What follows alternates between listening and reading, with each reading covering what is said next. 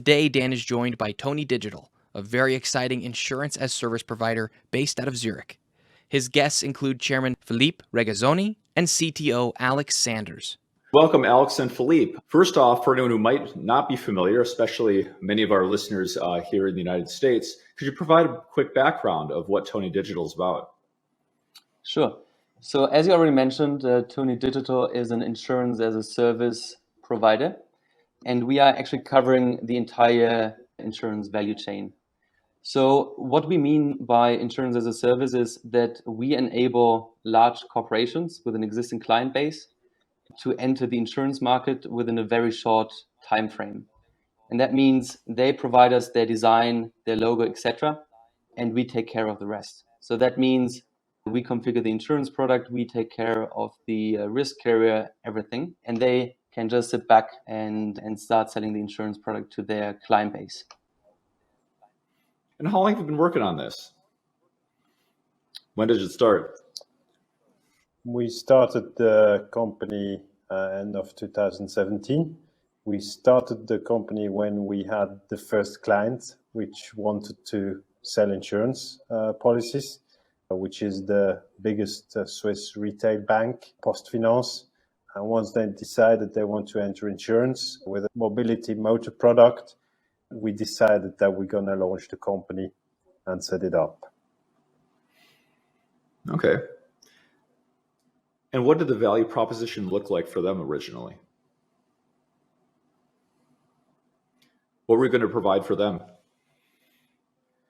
For our partner, yes, we provide the entire insurance value chain. So we started with them to define the products which fit with their brand and their value proposition. We did find the appropriate risk carrier, the insurance partner for it. We did, together with the risk carrier, put the pricing together. We did put all necessary operations, claims, policy administration, cash management. And most importantly, this is all brought together with a very powerful IT system, which is at the core that we can deliver a distributed value chain in a very efficient time frame. Right. And then how do they do distribution to their customers? So there are different ways they do that. And of course, our offering allows all of that, right? So we can provide them the APIs. They can integrate that, let's say, for example, into their online banking portal. At the same time, there's also a public-facing, just normal front end that they can lead clients onto. They reach out to their clients via email, highlight to them this insurance offering. They do cross-selling. So there are all sorts of different ways how they can sell the insurance in their existing ecosystem. On top of that, we also provide our distribution partners a so-called broker platform, right? So they can do even offline sales. So it really depends on the distribution partner how he wants to sell. Now with PostFinance, the big emphasis is clearly on the digital sales channel. So a lot of online marketing and directly embedding that in the online banking platform. Okay. Let's take a step back to the beginning when you got started, although you said that is an initial customer there. Where did the idea come from? What were you doing previously? Actually, Philippe, I'll ask you first. What were you doing before this and where did the idea come from? I've been most, if not all my career in various markets. It's a worldwide business, reinsurance, also with larger reinsurance companies. And I was always intrigued by the Swiss insurance market because it's a relatively stable market with very high entry barriers and very little dynamic in the market. So we figure out that the team, we started up the company, how we can enter the Swiss insurance market with relatively low entry barriers. Means low and small asset base, means no own risk carrier as an MGA, and with little customer acquisition costs, using already existing distribution facilities and brands to leverage them with our insurance proposition. And bringing that together, made us define how the business model looked like. And we looked at the product which has the highest margins and the highest volume within that space, and that's motor insurance to start with. We expanded that now with legal, travel, household, private liability. We're going to start to sell soon also life, PPI, which is a disability health and accident type of product. So we grow from there, but starting from probably from a logic point of view, most complex, and from a margin point of view, richest business line, which is motor. Okay, then your reinsurance background, I'm guessing that made it relatively easy to get capacity, or hopefully so. It is never easy to get capacity, particularly in a market like Switzerland, which doesn't have MGA tradition.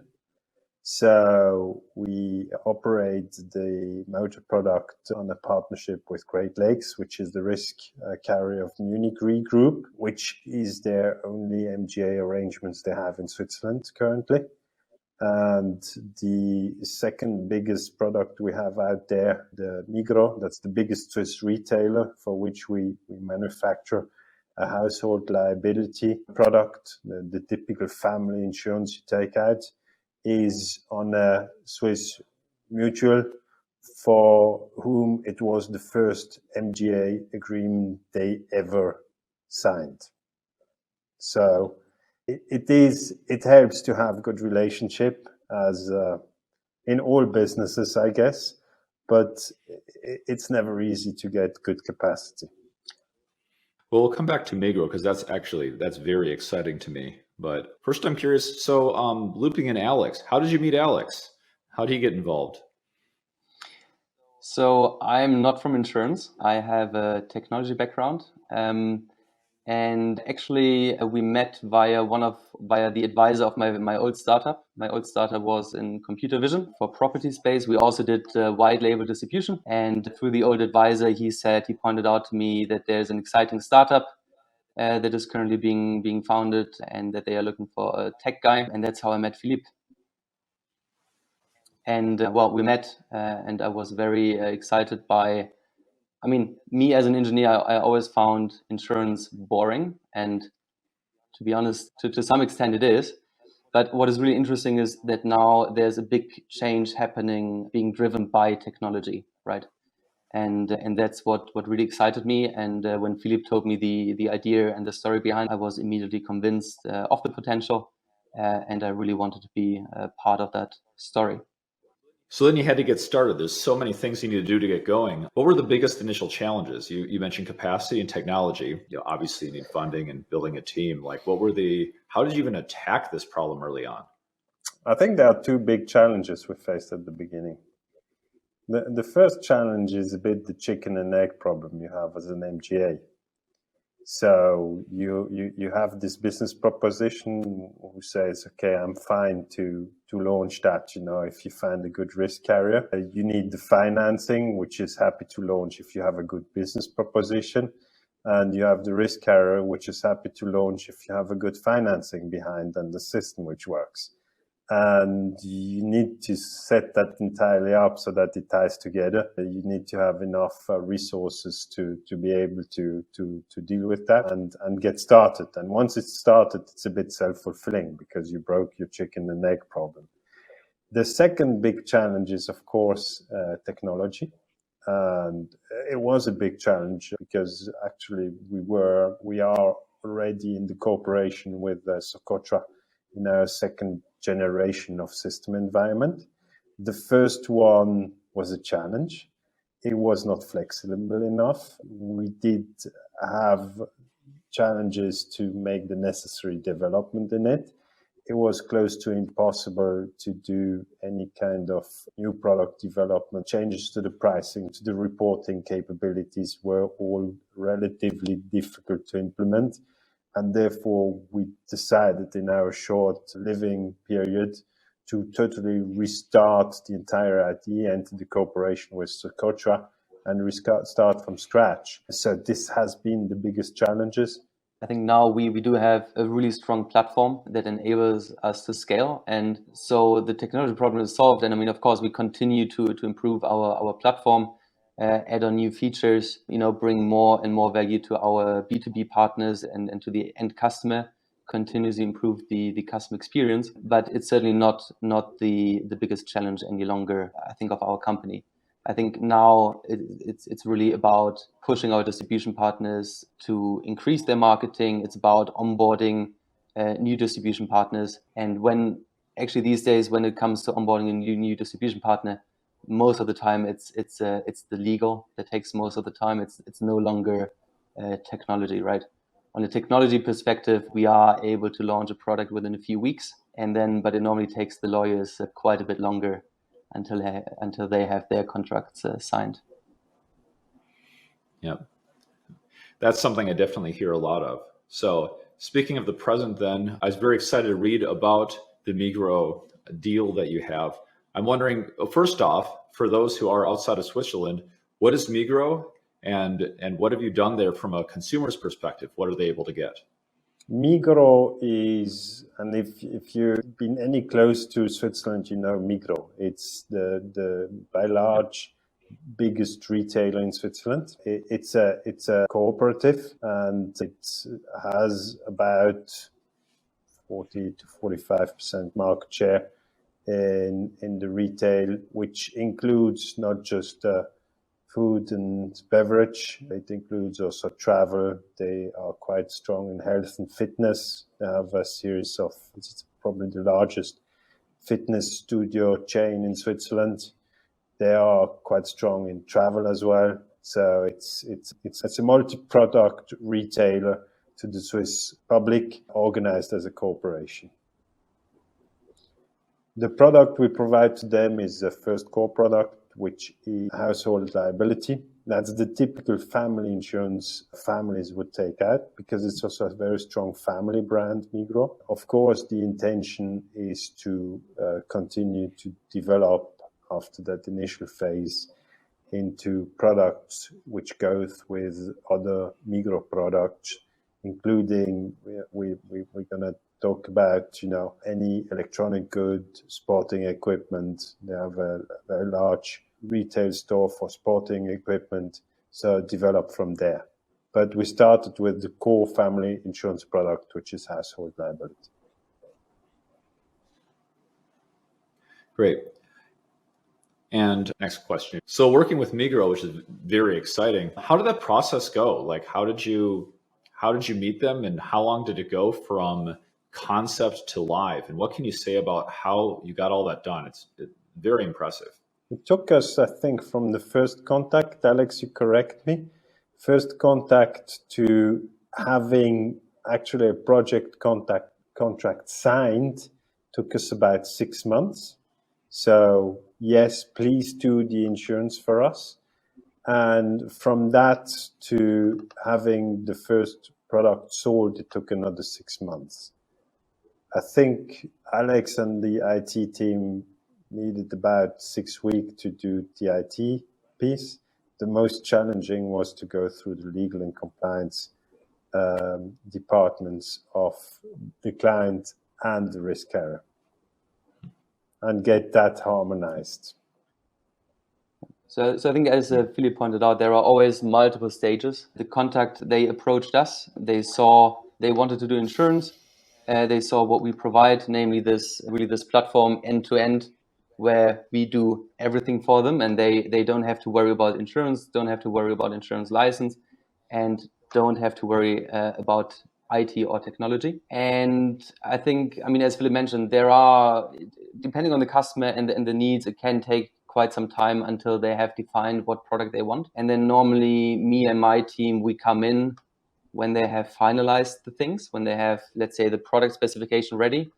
And that's the point in time when we start to configure the product, where we sort of configure our no-code pricing engine solution. We have those auto-generated API endpoints. Depending on the partner, we also do deliver a front-end solution. Really depends on the partner, whether they need us to do that. And this process normally takes 6 to 8 weeks, depending on the complexity of the product. And and then with Migros, we also did together with another partner of ours, the front-end solution. And then we basically put it live, and there it was. And then Migros started to link it into their ecosystem, to send emails to their customers, to publish that in their magazines they send out to the customers, etc. Okay. So for anyone listening who's curious, maybe visiting Zurich or in Zurich, first off, I can confirm I was there just last week and I saw several Migros just around town. Where would someone see the product as they enter Migros? Where would they encounter this product? And is there any way they can tell that Tony is involved by looking at it? Or is that only to be found if they read the press releases? Yeah, the product itself, the customers find it, so they might see some advertisement poster in the store itself, but otherwise it's really a digital product that the customer buys online. We do have a strong integration with their Migros login account. So all their existing close customers that already have an online account with Migros, they can basically buy the insurance directly from within that. And the Tony name, the customer normally does not see. So I think that's very important to us, that we really provide this white label experience to our B2B customers. If the customer looks somewhere down in the general terms and conditions, he will find our name, but otherwise it's really end-to-end white labeled. So that means from the website, from the URL, from the policy doc to the email design, invoice design, end to end. Even if they call the call center, someone will pick up and introduce themselves with Migros Insurance. What is also worth mentioning is that for Migros, it was important that the name of the insurance company appears in the onboarding, which it does. It doesn't have to. With the PostFinance insurances, it does less, That's always as the client wants to define it within the boundaries of what you have to put up within the insurance law. There's some, but other than that, the client can decide how we want to integrate also the insurance brand and the insurance partner. And I think also worth mentioning with Migros that it is somewhat integrated with their loyalty program. So you buy insurance, you get some loyalty points in the retail loyalty program. Did you have to integrate that with your system, or is that able to be kept entirely on their side? There is a modular separation, but there is some integration that is done. But let's say it's not inside our core system. So what is very important to us, of course, and me as a CTO, is that we have a super scalable platform, right? So that means inside our platform, we do have modules from, product configuration. We do have our own proprietary no-code pricing engine, which is really essential because we have this huge matrix of distribution partners and products, right? And if we have one car insurance for Migros, one for PostFinance, these are completely separate products, right? So that's super important. We have generic scalable document handling, and I mean it sounds hilarious, but it is quite an issue if you don't have a good solution for that in place, because every single customer, they want to have their logo, etc. And in insurance, we do have out of the box reporting. So those are really generic modules that we have in place. And then when it comes to, let's say, integration with the loyalty program, then that is some software outside of our core system. I'm very impressed by the progress. I remember my first visit to you was in 2019, and what's fantastic about it is my first time meeting you, and you actually demoed our software to us with, of course, mostly things that you had done, you were demoing, and you'd taken it and figured it out on your own. Obviously, there's documentation online and so forth, but you've done quite a bit entirely on your own, which is quite impressive, and certainly the kind of people we love to work with. Then fast forward Thanks. not too far in the future, and here we are with the Migros deal. What do you think might be next, as far as you can say? I think the good question, because if you look where we are today, we've got the biggest Swiss retailer as a client, which has planned to develop because they have an enormous client base and data about the client, which they can develop insurance into. We've got also the largest Swiss retail bank, for which we do have big margin insurance program, and also their potential to develop into a real big, strong bank assurance proposition, for which we have already spec'd out a very long-term plan. I mean, we're talking here about plan in the next 3 to 5 years, what we want to do.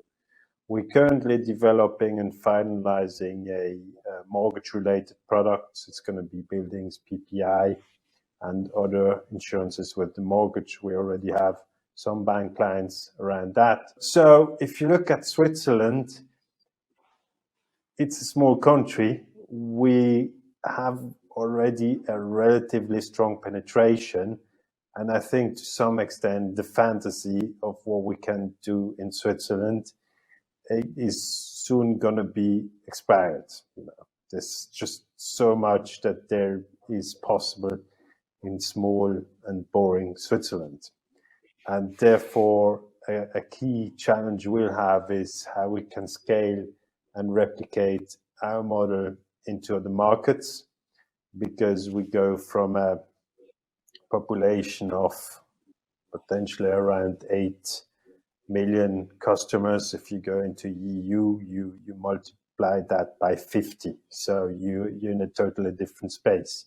So the next big step will be to prove that we're able to do what we do also in a non-Swiss market.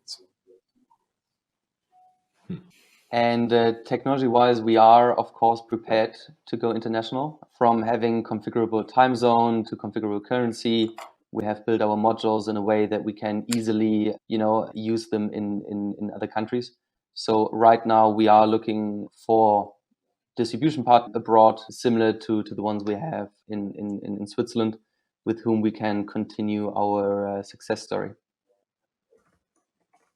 So if there is someone listening to this podcast that is interested to bring live white label insurance in a short time frame, and you don't want to worry about your IT or the risk carrier, then Tony Digital is here for you.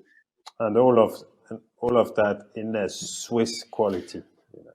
And you've definitely demonstrated you can do it. What makes for an optimal distribution partner for you? What things are you looking for? What kind of organizations are these? We're looking ideally organizations which already have a large customer base, which have the customer base which at least at one touch point have a digital touch point, so digital connection, which have some data about their customer base, which we can link and use to start to sell insurances. And ideally, a relatively strong brand, which can be transported into insurance. Can be anything in the space of products, so car manufacturers, things like that. Can also be large banks or financial institution, can be retailers, it's very broad. Wherever you think you can link products into the offering you have. Okay. Then switching gears for a little bit, when you're not doing Tony and insurance, where might I find you? What might I find you up to? I'm doing a lot of sports. So you might see me running around Zurich, running around the lake, or on my racing or mountain bike. Hope not all the way around the lake on a run. That would be quite impressive. Running, no. Cycling, yes. Okay. How far is it? All the way around the lake? It's not too bad. I think it's 80 or 70 kilometers. It's 78, the small part of the lake. And if you do the long one, it's 120. Because there are two parts of Lake Zurich. Yeah. But it's relatively flat because it's around the lake. Yeah. I suppose that definitionally. So you're 2/3 the way to a triathlon. Any aspirations? I have done the triathlon. half Ironman a few years ago, but I decided afterwards that I will have to train a bit more before I do the next one to avoid the painful experience. Haven't been in the lake, but I'm guessing it's pretty cold. Haven't been this year yet, so it's I wait a bit, a few more months for that. Yeah.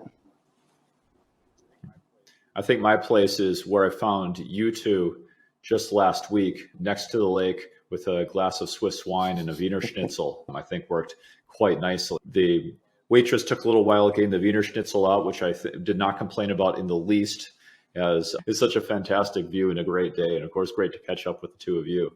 Likewise, happy to welcome you anytime again in Zurich. Yeah. Oh, can't wait. Philippe, where might I find you when you're not thinking about insurance, or is there never such a time? There's never such a time, I don't think, about insurance or reinsurance, but I might do other stuff with it. Now, I do also like to do all sorts of sports and nature, hiking, biking, running. I play soccer, football as we call it here. But yeah, I think I also enjoy watching sometimes games and cooking and the appropriate nice glass of wine with it, of course. So cooking and football, you have to tell me, what cuisine do you cook and which football team do you support? So the cuisine I cook is relatively diverse. So most of the time maybe Italian food or Italian inspired food. Football club I support, currently the one I prefer to watch is where my daughter plays, which is they're leading the Swiss Female League and the under 19s women of Switzerland. Okay, very cool. And then back to business just a little bit, as it's been quite a time these last few years for you, and it's been exciting to watch it go. What is one thing that ended up being just harder than you expected, and what was one thing that was pleasantly not as bad as expected? I'll put that out there to either of you. The harder thing, with starting up companies to put the right team together and to surround yourself with the right people, and particularly if you encounter challenges, to be able to deal appropriately with it. This can be frustrating, but if you don't deal with it, probably you lose your survival capabilities. I can definitely relate to that. The easiest pieces which go easier relate that if you have the right team together, if everything fits, if you have a good spirit and, happy working together, things seem to go easier, even if they are relatively hard. So particularly if you can relate then after a certain time of the relationship capital you build up. So that is on the same page, there's the positive and the negative, which can make things super hard and things extremely easy. It's good we're currently on a very easy path, so that's fine. Yeah. So it sounds like two sides of the same coin then. The hardest thing is building the team, and the surprising easy thing is how things get done once you have the right team. And I can relate to that entirely. That sounds exactly right. Any thoughts, Alex, to those questions? I don't know how you can top that answer, but maybe you can. I think you said it. I think I can't top it, so I don't try. So Alex, focusing on tech a little bit, because as you can imagine, that's my expertise. How did your platform come? I know that you work quite a bit with our team. How did we get in touch with you? How's that taking you to where you are? And how's that helping you as you expand into multiple countries, currencies, time zones, and such? Great question, Dan. So I think back then we were at a point where, we were live, we have proven our business model, but we were aware that we needed to let's say, relaunch our platform to really make it more scalable. And back then, what I did is I was actually looking into other industries. I was looking also a bit into banking, where you have successful challenger banks like N26 being built on some external core banking system similar to Mambu. And now, of course, N26, I mean, they have a large development team, so they are definitely a tech company. But still, they said, okay, well, someone has already built this part of the system that otherwise we would have to build. So, well, let's use that piece of software that someone has already built for us, rather than to reinvent the wheel. And I think that was sort of the initiator for me to look around. And I actually found Socotra online. And I think what immediately surprised me was there's an online documentation. Hey, this is what you have. There are some API interfaces. And I think that set Socotra apart a lot from some other companies out there in the insurance technology space. So some other companies, you buy their platform and you're locked. Any change you want, you have to pick up the phone, wait for them, do some specification. And that's not what we wanted. We wanted to have a central part of the platform we want to build ourselves, especially the one around the customer experience. We have had some great ideas how we can make the life easier for our B2B partners. And those modules we wanted to build ourselves. But then at the same time, we had Socotra that we could interface via API that have already built a central part of an insurance technology platform that we could, interface. And that really made our life easier and meant we could go live with our platform within a year rather than 2 or 3 years. And the Socotra data model is really generic, scales well. And I mean, it's really well thought through. So that was a pleasure to use, and it helps us to this date. Well, fantastic. Really, really, really humbled by all that. It's been really exciting to watch you guys and achieve everything you have. So the last question, is there anything you're looking for that our listeners could help provide? Anything you're looking to hire inside Switzerland, outside Switzerland, positions you're looking to fill, or anything else? Well, I think, as mentioned earlier, I think right now we are particularly looking for new, exciting distribution partners that are looking to go into the insurance space and are looking for the right technology provider and in insurance as a service provider that really provides this entire value chain. Great. Anywhere in particular, or the whole of Europe? We would also be looking if anyone listens to MGA without technological capabilities, which potentially have an extremely good customer access and good product, but have some challenges, particularly also in the carrier management because of non-focus on technology. So this is something we could consider to help and to cooperate more in depth if there is interest. And this is also some of this discussion we have in other European markets, how we can continue to develop. Well, that's very interesting because you've done all the work to build this, and I'm talking to MGA founders all the time, hence the podcast. We definitely have them listening. It sounds like what you're looking for is one that's heavier on product and distribution than on technology. Anything else that would really signal an MGA being a good candidate to partner with you and use your technology to accelerate their launch? I mean, maybe just to add on what Philipp said, but add on a bit more tech focus, right? So I think what we have built is really on top of Socotra, on top of the Socotra core. We have built sort of this productized MGA technology layer. So that means there are certain features that the customers are looking for, that the risk carrier is looking for, right? That today Socotra is not providing, and we have built those things in a modular manner on a super modern tech stack, microservice based, containerized. So I think that's what we provide to MGAs, from no-code pricing engine solution to out-of-the-box reporting that pleases the most demanding risk carriers, including Munich Re of this world. And I think regarding your question, what is the ideal MGA? I think varies, but certainly ones with the right access to the market. So we are definitely looking for MGAs that take it serious and that have ambitious growth plans. And what is the span of products you can support for them? So the beauty of our platform is anything, anything you can imagine. So based on the no-code product configurator, you can build any insurance product that you want. And of course, for some products, we might need to find a risk carrier. But by now we have 6 risk carriers connected to our platform. So it becomes, with time, easier and easier to onboard new ones, because they say, oh, well, if you have Munich Re, if you have Vodafone as risk carriers, well, if it works for them, it must work for us, right? Very cool.